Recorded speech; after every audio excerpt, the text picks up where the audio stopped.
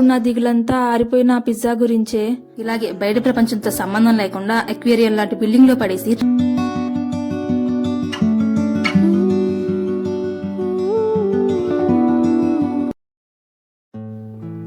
మొత్తానికి ఎప్పటి నుండో అనుకుంటున్న గురువాయూర్ కళ ఇప్పటికి నెరవేరింది. కాసరగోడ్ టు త్రిశూర్ మొత్తం 6.5 hours జర్నీ. ఈ జర్నీ ఎక్కడా బోర్ కొట్టకుండా ప్రిజర్వేటివ్స్ దట్టించిన ఈ రేకుల్ని, మైదా పంచదార పోస్ట్ చేసిన ఈ తీయటి విషాన్ని ఏమాత్రం సిగ్గు లేకుండా నోట్లో కుక్కి జర్నీని ఎంజాయ్ చేస్తున్నాం. ఎక్కడ పడితే అక్కడ పునుగులు బజ్జీలు అమ్మినట్టు కేరళలో లాటరీ టికెట్స్ అమ్ముతారు. అలాగే ట్రైన్ లో 2 వేడివేడి లాటరీ టికెట్స్ తీసుకున్నాము.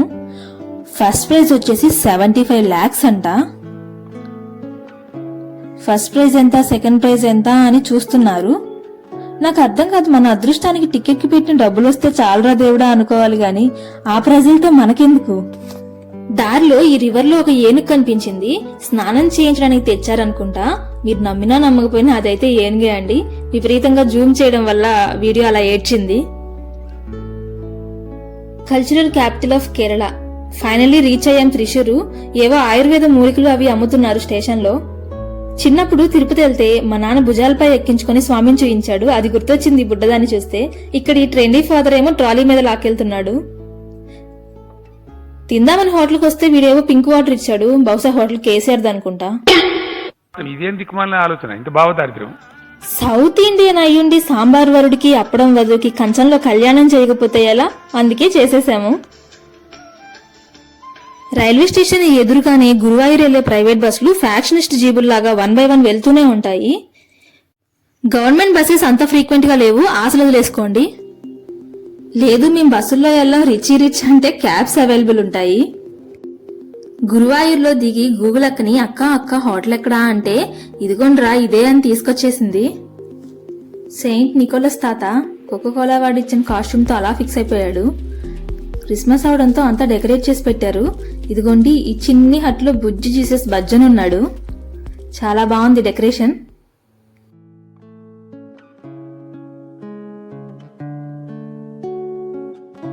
అదిగోండి మన గురువాయూరప్పన్. జగన్నాథుడి సన్నిధిలో జింగిల్ బెల్స్ అన్నమాట, క్రిస్మస్ పుణ్యమా అని. ఈ చాప్ పిల్లల్ని చూస్తుంటే నా ఇంటర్మీడియట్ రోజులు గుర్తొస్తున్నాయి. అవి నేను ఫ్రీ చైతన్యాలో చదివే రోజులు. ఇలాగే బయట ప్రపంచంతో సంబంధం లేకుండా అక్వేరియం లాంటి బిల్డింగ్ లో పడేసి 2 ఏళ్ల పాటు జేఈఎం సెట్ అని చాపంతో వినట్టు తోమారు. ఇంటర్మీడియట్ జ్ఞాపకాలను ఒకసారి కళ్ళు మూసుకుంటే ఫ్లోర్ ఇన్ఛార్జ్ ఫేస్ తప్ప ఏమీ గుర్తు రావట్లేదు. అమ్మయ్యా, కాసేపు అలా రెస్ట్ ఇన్ పీస్ అయిపోదాము.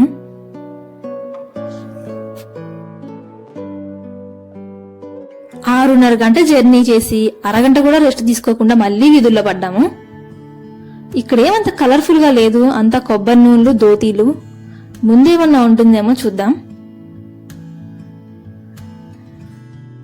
ఇది కదా మనకు కావాల్సింది. కలకల్లాడిపోతుంది షాపు. ఎట్టి చూసినా కృష్ణయ్యే. ఇక్కడ ఓ బామ్మగారు పూసల దండలు అమ్ముతున్నారు. చిన్నప్పుడు ఏ కలర్ గౌన్ వేస్తే ఆ కలర్ పూసల దండ, ఆ కలర్ హెయిర్ క్లిప్లు మా మమ్మీ నాకు పెట్టేదన్నమాట. ఈ రోడ్డంతా టెంపుల్ కి ఎదురుగా ఉన్న రోడ్ అన్నమాట. టెంపుల్ ఫేస్ చేస్తూ ఇలా దీపాలు వెలిగించారు. చెప్పాను కదా లాటరీ షాప్స్ ఎక్కడ పడితే అక్కడ ఉంటాయని మళ్ళీ కొనడానికి వచ్చాము. ఆల్రెడీ ట్రైన్ లో కొన్నారు కదా మళ్ళీ ఏంటి అనుకుంటున్నారా? టికెట్ డబ్బులు కూడా వెనక్కి రాలేదండి. లాటరీతో ఎప్పటికైనా కోటీశ్వరులు అయ్యి స్టార్ బక్స్ లో కాఫీ తాగాలనేది మా కోరిక.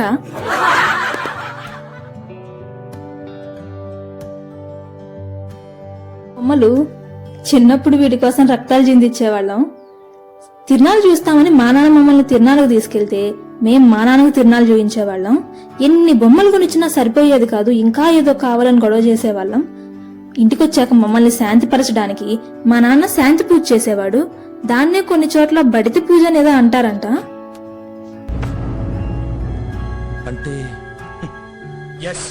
ఇన్ని ఆప్షన్స్ కళ్ళెదురుంటే ఊరుకుంటామా? కానీ కళ్ళు వెళ్లిన ప్రతి చోటకి మనసెళ్ళకూడదు, మనసెళ్ళిన ప్రతి చోటకి మనీ పర్స్ వెళ్ళకూడదు. ఎందుకంటే డబ్బులెవరికి ఊరికే రావుగా. గురువాయూర్ వచ్చినందుకు గుర్తుగా ఓ చిన్ని కృష్ణయ్యని ఇంటికి తీసుకెళ్దామని డిసైడ్ అయ్యాము. ఆహా, రాధలేంది నేను రాను అన్నాడు. సరే ఇద్దరూ రండి, అంతకంటే భాగ్యమా అని చెప్పి రాధాకృష్ణుల బొమ్మ ఒకటి తీసుకున్నాం ఇక్కడ. ఈ విగ్రహం అక్షరాల 30,000 మా అమ్మని తీసుకురావాలి, 300కి ఇస్తావా చేస్తావా అని షాప్ లో అలాగే కూర్చునేది. కృష్ణ భక్తిలో పూర్తిగా మునిగిన వాళ్ళకి ప్రపంచం ఇలాగే కనిపిస్తుందేమో. ఎటు చూసినా కృష్ణుడే, ఎవరిలో చూసినా కన్నయ్యే.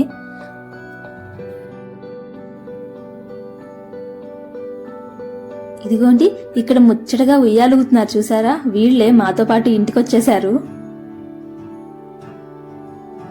గురువాయూర్కున్న ఇంకో ప్రత్యేకత ఏంటంటే, సెలబ్రిటీస్ నుంచి సామాన్యుల వరకు ప్రతి ఒక్కరూ తమ పెళ్లి ఈ టెంపుల్లో చేసుకోవడానికి ప్రిఫర్ చేస్తారు. ఇక్కడ పెళ్లిళ్లు 5 నుంచి 10 నిమిషాల్లో చేసేస్తారు. పెళ్లి చేసి మీ చేతిలో మ్యారేజ్ సర్టిఫికేట్ పెట్టేస్తారనమాట. ఇక్కడ పెళ్లి చేసుకున్న జంటల జీవితాల్లో చీకు చింత కాకుండా పిల్ల పీచుతో హ్యాపీగా ఉంటారు. పుట్టిన ఆ పిల్లా పీచుల నామకరణాలు, అన్నప్రాసనలు, అక్షరాభ్యాసాలు, ఉపనయనాలు అన్నీ ఇక్కడే చేస్తారు. అంతలా ప్రేమలో పడిపోతారు ఈ ఉన్ని కన్నంతో. చూసారా, మనిషి చేసిన కృష్ణుడే ఇంత అందంగా ఉంటే నిజంగా కృష్ణుడు ఇంకెంత అందంగా ఉండేవాడు కదా. ఎవరు జోకేశారో ఈ బుల్లి మాకు భలేనవుతున్నాడు. ది నెక్స్ట్ డే దర్శనానికి వెళ్ళడానికి అంతా రెడీ. నా ఈ బారు కూరలను దువ్వాలా వద్దా అని ఆలోచిస్తున్నాను. ఎంత దువ్వినా వాటి బతుకు అంతేలని రియలైజ్ అయ్యాను. ఇప్పటికే చాలా లేట్ అయింది, మనం వెళ్ళాలి. అక్కడ కలుద్దాం, బాయ్. నిన్న నైట్ షాప్ అతను చిలక్కి చెప్పినట్టు చెప్పాడు.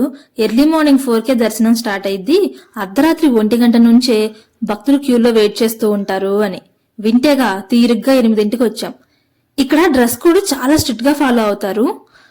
మగవాళ్ళైతే పంచ పైకండువా, లేడీస్ అయితే శారీస్ చుడిదార్స్ వేసుకోవాలి. లేదు అని పిల్ల నిబ్బల్లాగా యాంకిల్ లెంత్ జీన్స్ రంగురంగులు పోల్ చొక్కాలు వేసుకుంటే పరిస్థితి ఇలా గౌరవంగా బయటకు తోసేస్తారు. కృష్ణుడు జన్మించే ముందు దేవకి వసుదేవులకి విష్ణుమూర్తి ఏ విధంగా అయితే ప్రత్యక్షమయ్యాడో అదే రూపాన్ని మనం ఇక్కడ చూడొచ్చు. స్వామి చతుర్భుజాలతో ఉన్నప్పటికీ ఇక్కడ ప్రజలు చిన్ని కృష్ణులాగానే ఆయన్ని పూజిస్తారు. జస్ట్ 3 గంటల్లో దర్శనం అయిపోయింది.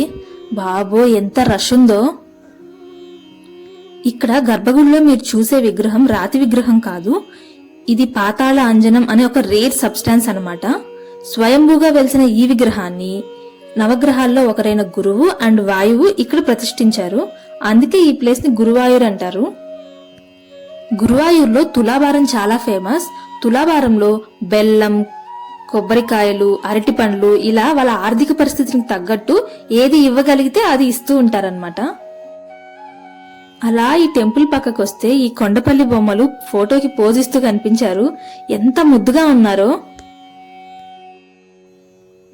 పర్ఫెక్షన్ కోసం వీళ్ళు పడే తిప్పలు అంతా ఇంత కాదు. ఎంతైనా క్లాసికల్ డాన్సెస్ కదా. ఆ మధ్యలో బుడ్డదాన్ని చూడండి, ఎంత స్ట్రగుల్ అవుతున్నా మళ్ళీ ఫోటో అనగానే ఫేస్ లో ఇంత కూడా స్ట్రగుల్ తెలియకుండా పెట్టింది ఎక్స్ప్రెషన్. చాలా ముచ్చట అనిపించింది.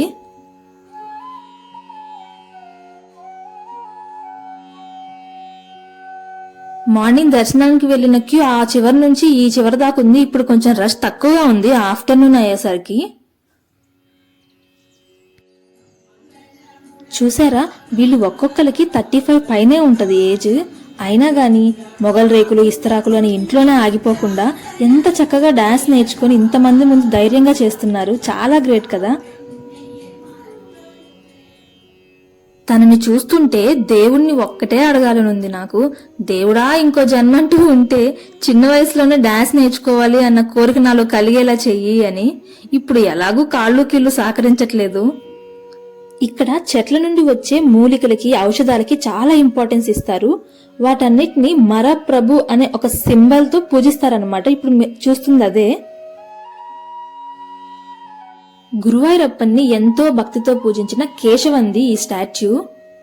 1976లో కేశవన్ తను చాలించడం జరిగిందనమాట. ఇప్పటి వరకు ఆకలితో కడుపు కాలింది, ఇప్పుడు కాళ్ళు కూడా కాలుతున్నాయి. అన్నీ సాఫీగా జరిగితే మాకు ట్రిప్కి నేను సాటిస్ఫాక్షనే రాదు. అదే ఏంటా ఈసారి ఏమీ జరగలేదనుకుంటే ట్రైన్ 1 అవర్ లేట్ వచ్చింది. 1 అవర్ లేట్గా ఎందుకు ఇంత ప్రాబ్లం అనుకుంటున్నారా? మేము ఇంకో ట్రైన్ కాదనుకొని ఇది బుక్ చేసుకున్నాము త్వరగా వెళ్తుందని. కానీ ఇది 1 అవర్ లేట్ కాస్త అలా అలా అలా పెరిగిపోతూ ఉంది.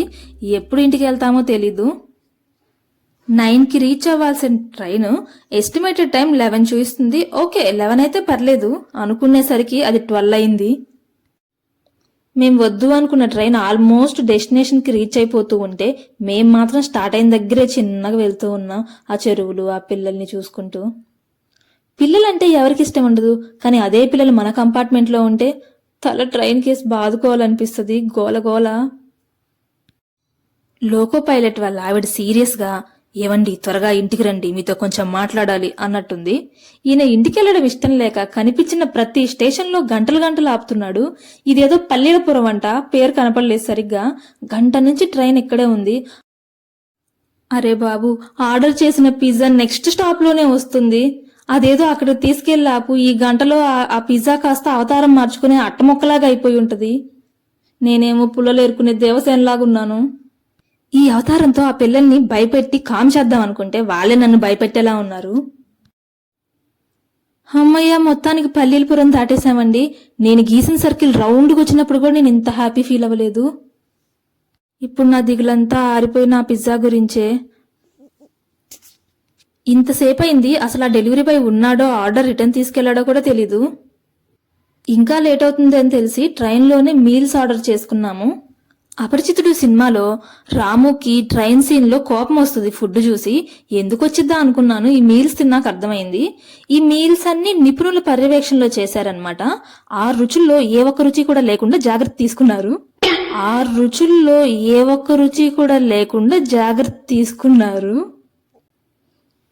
ఈ అన్నము కూరలు ఒక ఎత్తు అయితే 3 చపాతీలు ఇచ్చాడు. అదైతే ఏదో కక్ష సాధింపు చర్యలాగానే ఉంది.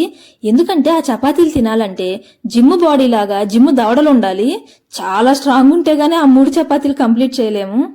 పిజ్జా డెలివరీ అయిందని ఆనందపడాలో నా అట్టమొక్క వచ్చిందని బాధపడాలో నాకు అర్థం కావట్లేదు. అయినా ఒక్కటి తిని చూద్దాము అని చెప్పి ఒక పీస్ తీసుకున్నాను. బాగుంది. గోడకు మేకులు కొడితే ఖచ్చితంగా లోపలికి వెళ్ళిపోతాయి. నా దవడలు నన్ను ఈ జీవితంలో క్షమించవు.